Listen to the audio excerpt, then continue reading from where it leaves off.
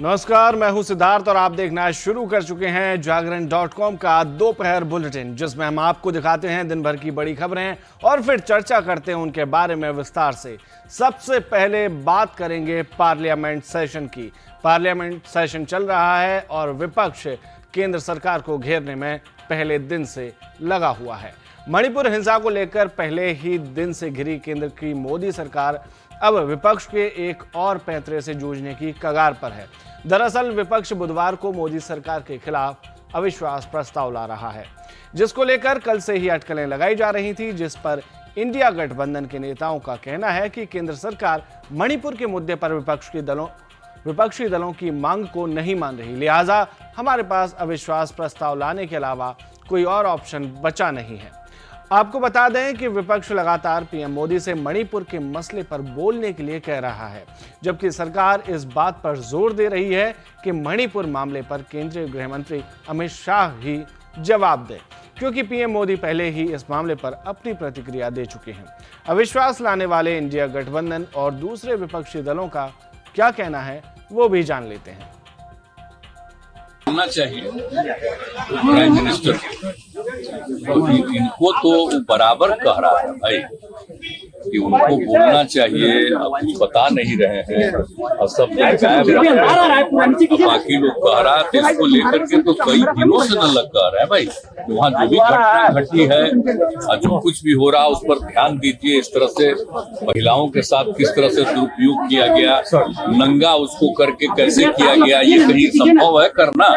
तो इन सब चीजों को लेकर के पूरा विपक्ष एकजुट होकर के इस बात को कह रहा है, तो इस पर तो कुछ बोलते नहीं, तो बोलना ना चाहिए, वहाँ जवाब देना ना चाहिए जी। तो इसीलिए तो ला रहा है, उसी के चलते लोग कि सब लोगों ने तय किया है वहाँ, तो वही बात। देखिए, प्रश्न ये नहीं है, लोकतंत्र में विपक्ष की आवाज होनी चाहिए, विपक्ष को बोलने नहीं दिया यार। विपक्ष की भूमिका क्या है? विपक्ष बात ही नहीं उठा पा रहा, हर तरफ से विपक्ष को दबा दिया गया। ये पहली बार हो रहा है इतिहास में कि विपक्ष को इस तरह से दबाया गया। तो अविश्वास प्रस्ताव के जरिए अगर विपक्ष तय करता कि अविश्वास प्रस्ताव के जरिए कम से कम सरकार जो है उसमें डिबेट होगी, बहस होगी, तो विपक्ष को बोलने को अवसर मिलेगा, अपनी बात तो रख सकती है विपक्ष। इसका देखा जाएगा क्या निर्णय उसका होता है। तो ये जो है विपक्ष को अपनी बात तो मुखर करने का मौका मिलेगा, जो नहीं मिल पा रहा। देखिए, जिस तरीके से विदाउट कॉन्फिडेंस प्रधानमंत्री नरेंद्र मोदी जी पार्लियामेंट में नहीं आ रहे हैं, जिस तरीके से कॉन्फिडेंटली जवाब नहीं दे पा रहे हैं कि क्या मणिपुर की स्थिति है, क्यों इस तरीके का माहौल है, जो अपनी जिम्मेदारी से बच रहे हों, जो अपनी जिम्मेदारी को किसी तरीके से निभा नहीं रहे हों मणिपुर को लेकर, तो जनता के मन में सवाल उठता है कि प्रधानमंत्री क्यों सदन में नहीं आ रहे हैं।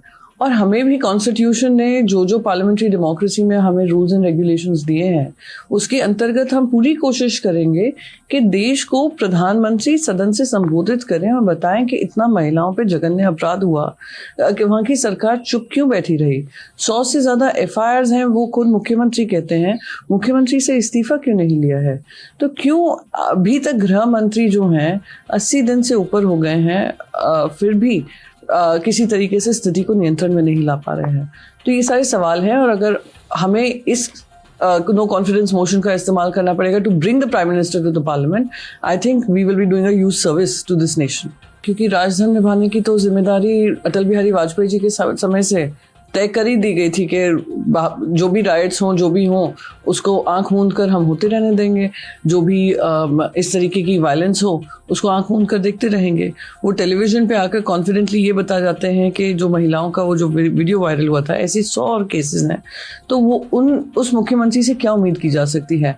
मणिपुर के लोगों ने उन पर विश्वास खो दिया है। हम खुद इतने जो लोग हैं, जो उनकी फोरम्स हैं, उनसे हमारी मुलाकात हुई, मेती हो, कुकीज़ हो, ट्राइबल्स हो, सब कह रहे हैं कि हमें इन पे विश्वास नहीं है।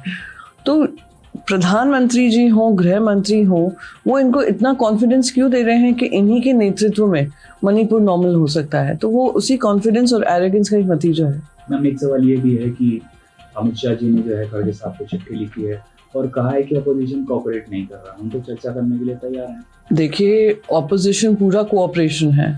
हम बार बार यही कह रहे हैं, प्रधानमंत्री जी चुने हुए MP हैं, मेंबर ऑफ पार्लियामेंट हैं, कैबिनेट के मुखिया हैं। हमने गृह मंत्री को सुना था, ऑल पार्टी मीटिंग में हमने गृह मंत्री की बात सुनी थी।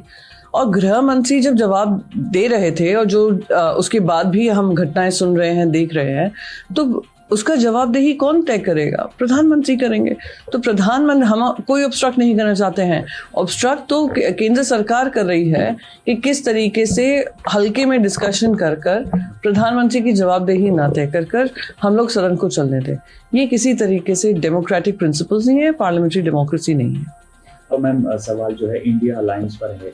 कल जिस तरह से प्रधानमंत्री जी ने कहा था कि इंडिया जो है इंडियन मुजाहिदीन में भी इंडिया है, ईस्ट इंडिया कंपनी में भी इंडिया था, इस पर ममता बनर्जी ने भी एक पलटवार करते हुए बोला है कि शायद पीएम को ये इंडिया पसंद आ गया है। हालांकि उत्तर प्रदेश के मुख्यमंत्री ने भी ट्वीट करके इस पर कहा। अब उत्तर प्रदेश के मुख्यमंत्री कुछ कहें ट्वीट करके तो थोड़ा हास्यास्पद है। इतने सारे शहरों का नामकरण उन्होंने किया है, उसमें तो थोड़ी हंसी आने लगती है। प्रधानमंत्री गौर करने वाली बात है कि विपक्ष ये जानते हुए भी अविश्वास प्रस्ताव ला रहा है कि नंबरों के आधार पर वो इसमें हार जाएगा। लेकिन जब इस बारे में हमने आम आदमी पार्टी के राज्यसभा सांसद राघव चड्ढा से पूछा तो उन्होंने इसकी वजह और जरूरत दोनों को समझाया।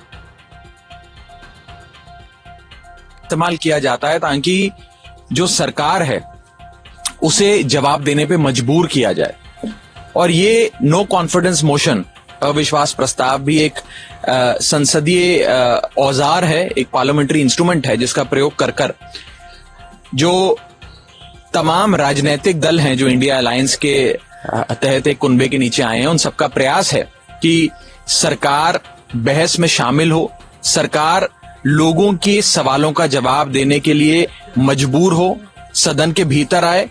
और एक पार्लियामेंट्री कन्वेंशन रहा है कि नो कॉन्फिडेंस मोशन का जो अंत में कंक्लूजन होता है वो माननीय प्रधानमंत्री जी द्वारा किया जाता है। तो इस इंस्ट्रूमेंट के जरिए मणिपुर पर बहस होगी, देश में इस समय जो ज्वलंत मुद्दे हैं महंगाई से लेकर बेरोजगारी तक उस पर बहस होगी, और सबसे बड़ी बात एक लॉन्ग ड्यूरेशन बहस के बाद, एक लंबी चर्चा के बाद, एक छोटी 10-15 मिनट की रूल 176 की चर्चा नहीं, एक बड़ी गहन चर्चा के बाद प्रधानमंत्री जी खुद सदन के भीतर आकर अंत में अपना वक्तव्य देंगे, बयान देंगे, और मणिपुर के लोगों की जो तकलीफें हैं, जो देश के लोग जिन समस्याओं से जूझ रहे हैं, उन सारे मसलों पर अपने विचार देश के सामने रखेंगे। वहीं जो बीजेपी के सांसद हैं या फिर एनडीए के सहयोगी घटक हैं, अंग्रेजी में कहें तो एलाइड पार्टीज, उनका इस अविश्वास प्रस्ताव पर क्या कहना है वो भी जानना बेहद जरूरी हो जाता है। और जान लेते हैं कि वे कितना चिंतित हैं इस अविश्वास प्रस्ताव से। देखिए, रूल्स में क्लियर कट व्यवस्था दी हुई है कि नो कॉन्फिडेंस मोशन कौन ला सकता है। उसमें 50 जो माननीय सांसद हैं उनके द्वारा वो खड़े होने की स्थिति में हैं क्या, वहां रहेंगे क्या हाउस में, आने दो पहले नो कॉन्फिडेंस मोशन। सरकार हर परिस्थिति के लिए तैयार है। हम तो चाहते हैं मणिपुर पे चर्चा हो। कल गृह मंत्री जी ने भी लोकसभा में फिर बोला, क्योंकि इनका विषय सत्र शुरू होने से पहले यही था कि मणिपुर पे चर्चा कराओ। अब चर्चा कराने की जब हमने सहमति भरी तो रूल्स ले आए, रूल्स पे कुछ डिस्कशन पे सहमति बन रही थी तो एक नया मुद्दा ले आए कि प्रधानमंत्री जी आकर के चर्चा शुरू करें। ये मुझे लगता बहाना है। सर, नंबर अगेंस्ट ऑपोजिशन है, उसके बाद भी नो कॉन्फिडेंस मोशन, वो तो उनका काम है जी, उनका काम है, हम क्या करें जी। को नो कॉन्फिडेंस दिया है तो अब लोगों के कॉन्फिडेंस माननीय नरेंद्र मोदी जी के ऊपर, भारतीय जनता पार्टी के ऊपर ही है, और जो होगा हम अभी चर्चा करके हम डिसाइड करेंगे। सर, हालांकि उनके पास नंबर नहीं है, लेकिन वो ये कह रहे हैं कि हमारे पास इतना नंबर है कि हम नो कॉन्फिडेंस मोशन मूव कर सकते हैं। नहीं, वो तो लास्ट टर्म में भी किया था और लोग उनको जो कुछ भी सबक सिखाने था वो सिखा दिया है।